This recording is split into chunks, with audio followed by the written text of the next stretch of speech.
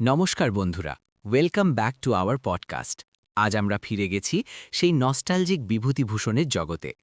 তালনবমী বইটার একটা স্পেশাল গল্প, বামাচরণের গুপ্তধন প্রাপ্তি আজকের টপিক।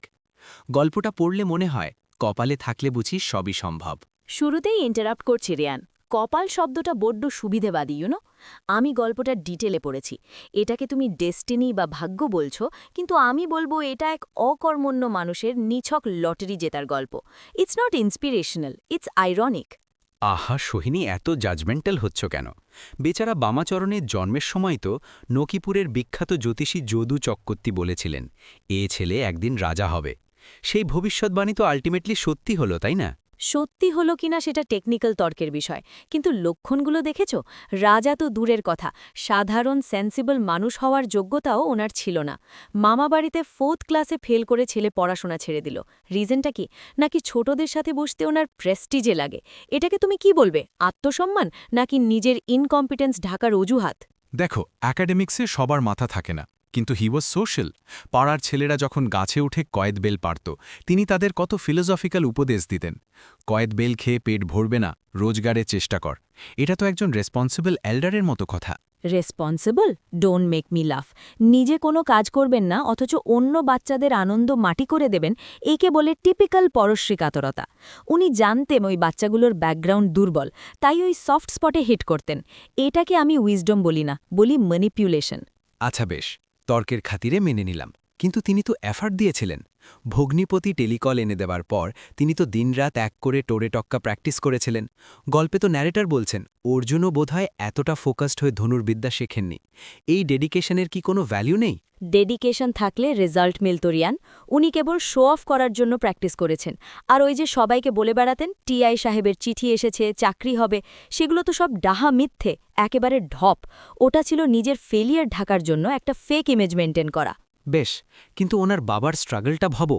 বৃদ্ধ বাবা, যিনি একসময় বম্পার সাহেবকে কাজ শিখিয়েছিলেন, তিনি লিটারেলি সাহেবের পায়ে ধরে ছেলের জন্য খুলনায় সার্ভে অফিসে চাকরি জোগাড় করলেন। এটা তো একটা গোল্ডেন অপরচুনিটি ছিল। আরে সেই বয়স্ক ভদ্রলোকের উপর মায়া হয়, আর সেই অপরচুনিটি বামাচরণ কি করলেন? জাস্ট ওয়েস্ট করলেন। 2 মাসের মধ্যে চাকরি ছেড়ে বাড়ি পালালেন।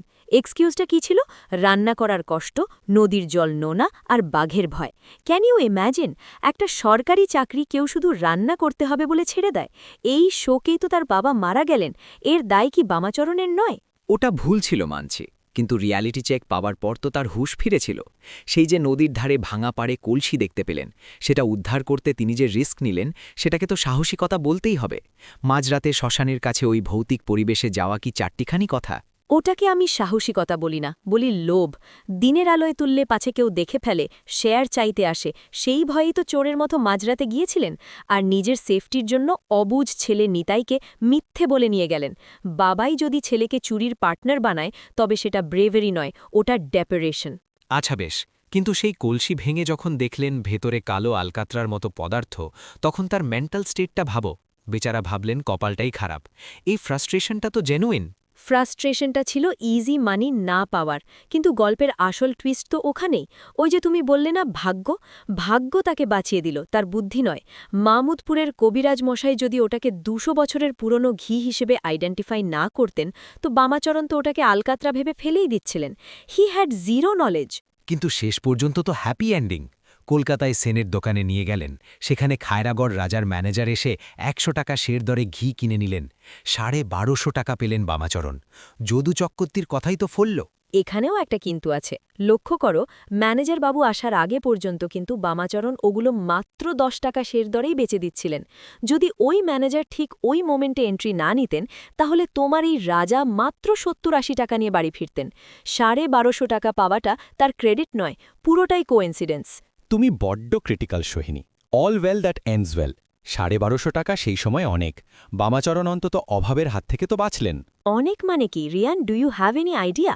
আমি একটু ক্যালকুলেশন করে এসেছি। সোনার দামের হিসেব করলে সেই সময় 10 গ্রাম সোনার দাম ছিল 18 থেকে 20 টাকা, আর আজ 2025-এ সেটা 1,33,000 টাকা। মানে তুমি কি বলতে চাইছো? মানে সিম্পল, ইনফ্লেশন আর গোল্ড রেট অ্যাডজাস্ট করলে ওই 1250 টাকার ভ্যালু আজ কত জানো? প্রায় 1 কোটি টাকা। বরং কিছু বেশি হলেও আশ্চর্য হব না। বলো কি? আগে হ্যাঁ মশাই, বামাচরণ শুধু অভাবের হাত থেকে বাঁচেননি, উনি লিটারেলি জ্যাকপট জিতেছিলেন। একজন মানুষ যে জীবনে 1 টাকার কাজ করেনি, সে একদিনে কোটি টাকার মালিক হয়ে গেল, এটাকে তুমি ফ্লুক বলবে না তো কি বলবে? বাপ রে! যাই হোক, তোমার লজিকের সাথে পারা মুশকিল। তবে বন্ধুরা, আপনারা কি মনে করেন বামাচরণের এই কোটি টাকার লটারি কি তার ধৈর্যের ফল, নাকি সোহিনীর ভাষায় শুধুই ফ্লুক? কমেন্ট সেকশনে জানান। শুধু কমেন্ট, লাইক, শেয়ার আর সাবস্ক্রাইবের কথা বলবে না? আরে কি আর বলবো, তুমি একটু বলে দাও। না না, আমার কেমন জানি লজ্জা লাগে। বেশ বেশ, আমার এই লাজুক বন্ধুকে ডেডিকেট করে তাহলে একটা লাইক, শেয়ার আর সাবস্ক্রাইব হয়ে যাক, নাকি?